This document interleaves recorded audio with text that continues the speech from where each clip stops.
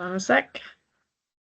So the problem statement that we had was basically there are no common guidelines existing in the industry. There's not good guidance from any of the usual academic or industry sources.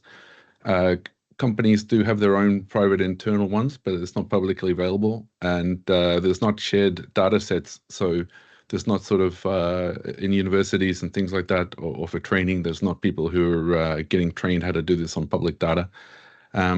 And so the whole of the chain of geometallurgy depends on representative sampling and the confidence that you would have in that sampling. So it's a very important aspect of the geometallurgy overall. And the confidence that you would have in the models at the end of the day would be put in doubt if the sample representativity is in doubt. And so basically the problem is that this is a recurring thing on geometallurgical programs, is that people have doubt and they don't have the trust in the sampling methodologies and outcomes. So that's the problem that we're trying to solve. So objectives would be to put together some guidelines. First thing we'd do, address the representativity question. What is representative sampling? Give guidance on how to do representative sampling. Bridge the gap on information for projects, so that people can know what to expect when they're coming into a project or working on a project, what information will be required on the metallurgical samples, so that you don't turn up to do a review or an audit or get audited and find that you don't have the relevant information documented. And all of that's going to enhance confidence. So deliverables would be, first of all, putting together the guideline document, which would have, I'm reading from bottom to top, I guess. So you would have the best practices. It doesn't have to be prescriptive, but there is, in the same way that the geologists have a standard way of talking about resource and reserve estimates, the York Code themselves are not prescriptive on how the work's done, but there is standard procedures on how it should be reported, for example. So I think we can come up with some tools and templates around that. And then case studies would be fantastic. And that would be to go together for the overall guideline document. So in scope, definitely, representativity and the quality of the sample criteria. So, explain to people, how do you measure representativity? Declaration of what features are affecting the metallurgical outcome. So giving people an idea about how to discuss those requirements. Some talk about sampling methodologies for geometallurgy. So this is distinct to geochemistry. So, but sort of specifically for geomet, what sort of techniques would be used, and for then getting the samples ready for the laboratory, and getting them shipped and labeled and whatnot, and having good chain of custody. Sample planning and budgeting strategies is important. So there is some significant cost and schedule requirements around that people should be made aware of. As always, environmental and safety considerations are important. And then also at the end, I think we can have something on stakeholder engagement.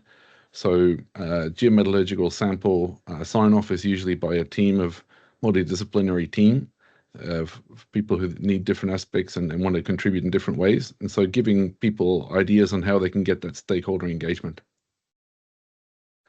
Out of scope would be detailed geological and metallurgical characterization techniques. So we're not going to get into what the samples will be used for, other than telling people they should, take that into consideration. So not getting into the other areas that Keith mentioned previously, and not getting into any kinds of analytical techniques, so for assays or anything like that, and certainly not getting into any mathematical statistics around geostatistics and modeling and stuff like that. That's not what this is about. And obviously geostatistics, in the broad sense of the term, will have to be mentioned, but not as a number exercise. And anything to do with geology, obviously the geologists will have to know how to map the deposit and whatnot. And I think I've mentioned that. So those things are out of the scope. document structure would go along the same lines. So there'd be a chapter on sample planning and budgeting, sampling methodologies, representativity and quality of samples, and how to choose the features that are affecting and recognize the features that are affecting the metallurgical performance, and so the representativity. Chapter on sample collection and transporting and whatnot. Data management, important environmental safety considerations. So that's the draft outline for the document. That'll obviously evolve as we produce the document. The people that were involved in putting this together were, there's 28 people from the mining companies, 8 consultants, 6 academics, and some other people from labs and whatnot. So there's been quite a diverse array of people that have been contributing to this guideline.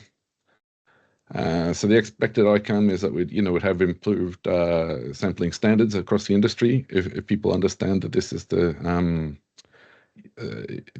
these guidelines, although it's not a standard, it's just a guideline. It'll at least set the bar for people to understand what the minimum requirement would be for sampling considerations and reporting.